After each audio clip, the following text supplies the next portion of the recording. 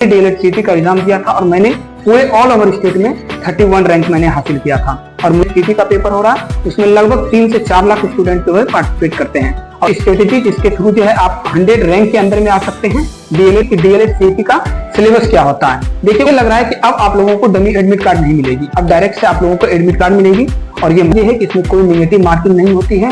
Hello guys, welcome to my channel. तो जैसा कि आप सभी जानते हैं कि डीएलएड सीटी का एग्जाम को लेकर के काफी चर्चा हो रही है। डीएलएड सीटी का डमी एडमिट कार्ड 5 फरवरी 2026 को जारी किया गया था और मुझे लग रहा है कि अब आप लोगों को डमी एडमिट कार्ड नहीं मिलेगी, अब डायरेक्ट से आप लोगों को एडमिट कार्ड मिलेगी। और ये मार्च का मंथ चल रहा है, अप्रैल के लास्ट वीक में मुझे लग रहा है डीएलएड सीटी का फाइनल एग्जाम भी होने वाला है। तो आज हम लोग सब बात करेंगे स्पेशली जो है डीएलएड सीटी पर ही, क्योंकि हमने खुद डीएलएड सीटी 2024-26 बैच का प्रशिक्षु हूँ और मैंने डीएलएड सीटी का एग्जाम दिया था और मैंने पूरे ऑल ओवर स्टेट में 31 रैंक मैंने हासिल किया था और मुझे जो है गवर्नमेंट कॉलेज मिला हुआ था। लाखों बच्चे ऐसे होते हैं जो एग्जाम देते हैं और उनका एग्जाम देने का सबसे जो मेन ऑब्जेक्टिव होता है वो यही होता है कि उनको गवर्नमेंट कॉलेज मिले, और लाखों बच्चे इसमें शामिल भी होते हैं। आपको पता होगा कि पिछले 2 साल से जब भी डीएलएड सीटी का पेपर हो रहा है उसमें लगभग 3 से 4 लाख स्टूडेंट जो है पार्टिसिपेट करते हैं और उनमें से जो सबसे टॉप रैंक लाते हैं उन्हीं को गवर्नमेंट कॉलेज मिलता है। और सारे बच्चों का गवर्नमेंट कॉलेज का सपना भी होता है। गवर्नमेंट कॉलेज में जाने का फायदा भी होता है कि आप अगर प्राइवेट कॉलेज में जाकर एडमिशन लेते हैं तो आपकी फी जो है काफी ज्यादा होती है, लगभग 1.5 लाख के अप्रोक्स में आपकी फी होती है, प्लस लॉजिंग फूडिंग चार्ज जोड़ करके आपको अप्रोक्सीमेटली 2 लाख के अप्रोक्स में खर्च आ जाती है सिर्फ डीएलएड करने में। वही अगर आप गवर्नमेंट कॉलेज में एडमिशन लेते हैं, आपकी सीटी में अच्छी मार्क्स आती है और आपको गवर्नमेंट कॉलेज मिलती है, तो गवर्नमेंट कॉलेज में आपको 20 से 22 हजार रुपए की अमाउंट में ही आपका कंप्लीट कोर्स हो जाता है। तो चलिए हम बताते हैं आपको बेस्ट स्ट्रेटेजी जिसके थ्रू जो है आप 100 रैंक के अंदर में आ सकते हैं डीएलएड सीटी के पेपर में। तो सबसे पहले आप लोगों को समझनी होगी कि डीएलएड सीटी का सिलेबस क्या होता है। देखिए उसका सिलेबस होता है कई सेक्शंस में होता है, आपको सेक्शन वाइज सेक्शन अच्छे प्रिपरेशन रखेगा तो आपका अच्छा मार्क्स आएगा। सबसे पहले आपको समझना उसका सिलेबस कैसे होती है। उसका सिलेबस में होता है हिंदी, आपका होता है इंग्लिश, आपका इंग्लिश के अलावा मैथ्स होती है, जीके जीएस भी होता है, आपका साइंस भी होती है और साथ में आपका रीजनिंग होता है। उसमें देखिए वेटेज किस तरह से होता है मार्क्स का। आपका हिंदी 25 मार्क्स की होती है, आपका जो इंग्लिश होता है वो 20 मार्क्स की होती है, आपका 45 मार्क्स सिर्फ लैंग्वेज सब्जेक्ट से ही आ जाती है। अगर आप लैंग्वेज का प्रिपरेशन बहुत ही अच्छा करना चाहते हैं तो आपके लिए हम बेस्ट बुक जो प्रेफर करेंगे अपनी तरफ से वो सामान्य हिंदी लुसेंट का आता है, आप इस बुक को प्रेफर कर सकते हैं। हमारी तरफ से ये प्रेफरेंस आप लोग के लिए।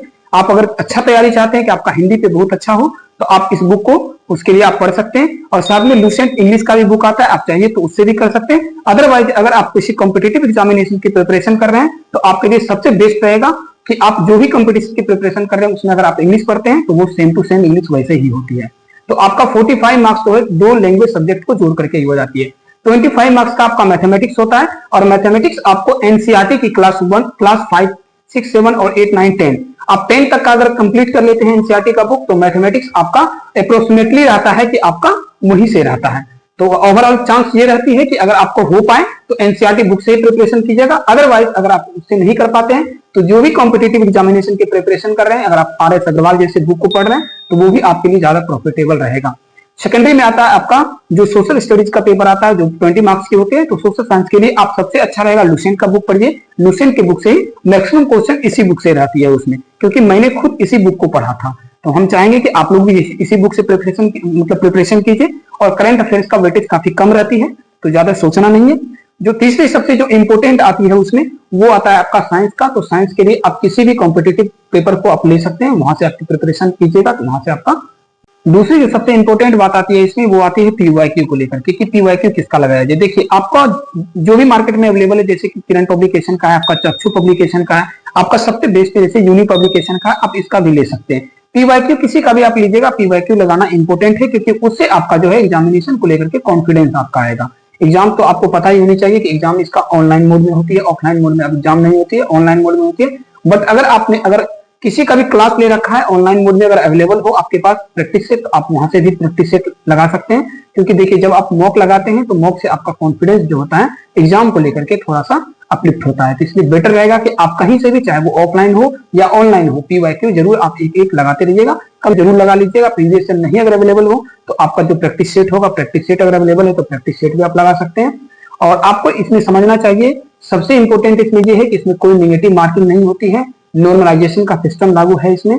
आप नेगेटिव मार्किंग नहीं है तो 120 मार्क्स का टोटल क्वेश्चन रहता है, आपको 150 मिनट्स टाइम दी जाती है। आप आराम से अगर आप क्वेश्चन पूरा अटेम्प्ट करके आते हैं तो आपको ओवरऑल 80 मार्क्स लाना एकदम से इजीली आ जाता है, 80 मार्क्स तक आराम से आ जाते हैं।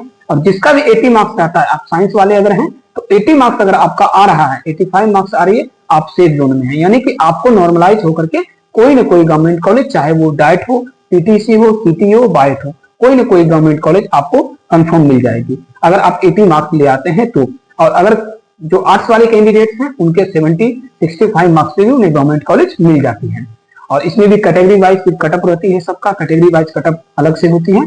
और उससे हम नेक्स्ट वीडियो जो भी बनाएंगे उसमें हम कटअप भी बना देंगे कि कितना मार्क्स पे आपको कौन सा कॉलेज मिलने वाली है, आर्ट्स और साइंस का कैसा कटअप रहता है, हम उस पर भी नेक्स्ट वीडियो में आपको जरूर बताएंगे। बट अभी मैंने जितना बताया है, मैंने जो स्ट्रेटेजी फॉलो किया, मैंने उसी स्ट्रेटेजी से 2024-26 बैच में मैं प्रशिक्षु हूँ। मैंने जो हासिल किया था पूरे ऑल ओवर स्टेट रैंक, मैं चाहूंगा कि आप लोग अगर इस स्ट्रेटेजी के साथ टाइम मैनेजमेंट, अगर आपने बेटर टाइम मैनेजमेंट कर रखा है, रोज 4-5 घंटे अपने कॉम्पिटिटिव एग्जामिनेशन के अलावा भी अगर आप 2-3 घंटे अगर आप रोज दे रहे हैं इस पेपर को, तो आराम से इजिली 45 डेज के बाद आपकी एग्जामिनेशन होने वाली है सीईटी का। आप अच्छा मार्क्स कर लीजिएगा इसमें और आपको कोई ना कोई गवर्नमेंट कॉलेज कंफर्म ही मिल जाएगी। Thank you.